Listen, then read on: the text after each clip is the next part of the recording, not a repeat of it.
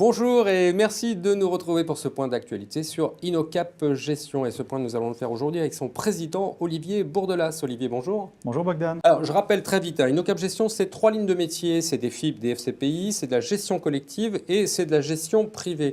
Et alors, une fois n'est pas coutume, je vais vous féliciter parce que j'étais sur votre site et Dieu sait qu'il y a des sites à refaire, mais le vôtre, non, parce que quand on arrive, on a tout de suite l'encours, le nombre de collaborateurs, l'année de naissance et tout. C'est vachement bien foutu. Merci, ça commence bien. Oui, mais attendez, la suite, ça va être plus compliqué. J'en doute pas.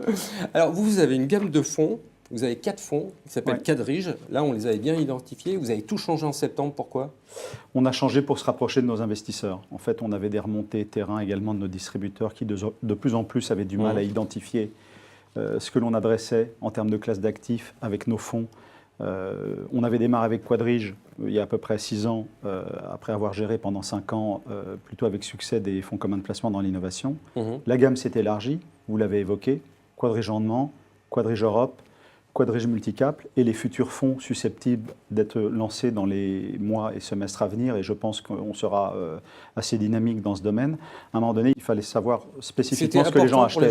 C'est essentiel. Bon, vous avez juste rajouté small cap, c'est mid cap. Exactement. On sait où on habite. C'est pas violent. Hein. Non, tout à fait. Mais cette précision faisait sens pour expliquer également à nos distributeurs et à nos clients finaux, puisque vous avez évoqué tout à l'heure le fait que nous sommes aussi très dynamiques en termes de gestion privée, qu'on couvrait de plus en plus toutes les classes d'actifs, en tout cas qu'on essayait de couvrir toutes les classes d'actifs. Ça a du sens la gestion privée pour vous ou pas? C'est indissociable pour moi de la gestion collective. Tout le monde en fait aujourd'hui. Tout le monde en fait. Donc, dans tous les sens. Pourquoi souhaitiez-vous que nous dérogions à cette règle? On fait comme les autres? Non, en fait, on s'est développé naturellement sur la gestion collective. Il y a à peu près 3 ans, on a eu une opportunité de croissance externe avec le recrutement d'une personne avec qui on partageait des relations de qualité depuis longtemps et qui souhaitait se réinventer dans une autre structure. On a étudié avec beaucoup d'attention et on a considéré que ça faisait sens aussi de pouvoir tester nos produits, de regarder comment les clients réagissaient avec nos produits. C'est une sorte de laboratoire de R&D très positif puisque tous ces fonds et toutes ces gestions ont créé de la Donc c'est une vraie mission chez vous, c'est pas juste de l'habillage. Aujourd'hui, cette gestion privée nous permet également d'amorcer nos fonds. Dans un monde où les compagnies d'assurance et les établissements bancaires sont de plus en plus gourmands sur la taille des fonds et leur track record, quoi de plus simple, de plus facile et de plus efficace que de les backtester en réel chez soi pendant 1 an, 2 ans, 3 ans pour qu'ils aient la taille critique et qu'ils génèrent de la performance. C'est exactement ce que l'on fait et leur commercialisation dans le monde de la distribution en est grandement facilitée par la suite. Donc en fait, ces 2 métiers sont, on va utiliser un anglicisme, overlappés, ils sont indissociables. Et donc on est ravis d'avoir fait cela il y a quelques années. Et je peux vous donner une information, un scoop. On va d'ailleurs accélérer dans ce domaine à travers 1, 2, 3 recrutements structurants dans les semaines et dans les mois à venir pour étoffer cette gestion privée. Qu'est-ce que vous avez comme nouveauté sur Patrimonial? Un fonds fiscal.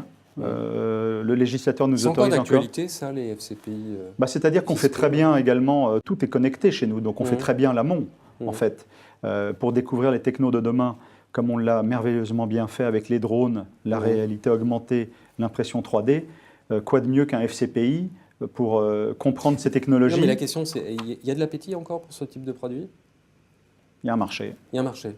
Il a diminué, incontestablement, surtout depuis l'arrêt de l'ISF, où nos campagnes étaient doubles. Elles deviennent simples, et c'est vrai que la plus grosse partie du gâteau était plutôt à l'ISF qu'à l'IR. Mais il y a encore un marché de plusieurs centaines de millions d'euros. On ne le fait pas, nous, par nécessité, on le fait par envie, et puis c'est l'ADN, c'est l'histoire de la société. J'ai des collaborateurs qui sont là depuis l'origine, on a plus de 100 millions d'actifs qui tournent sur cette classe d'actifs. Il est inconcevable pour moi de l'arrêter, et c'est surtout un amont formidable pour notre gestion plus traditionnelle, avec notamment Quadrige et Quadrige Rendement, qui à la base, surtout Quadrige, étaient là pour trouver les technos de demain déjà matures. Et quoi de mieux que de les récupérer après les FCPI? InnoCap en 2020, Monsieur le Président, en 20 secondes, parce que vous avez été très très long. Je suis désolé, mais je suis toujours très bavard. On se connaît depuis longtemps, Bogdan. En 2020, à peu près la même chose, toujours ces 3 lignes métiers maintenues, un staff certainement un petit peu plus large, et puis des actifs sous gestion un petit peu plus conséquents, mais surtout avoir la fidélité de mes collaborateurs et surtout celle de nos distributeurs avec qui on travaille maintenant depuis 11 années. Eh bien, écoutez, ce sera le mot de la fin. Olivier, merci beaucoup. Merci, Bogdan.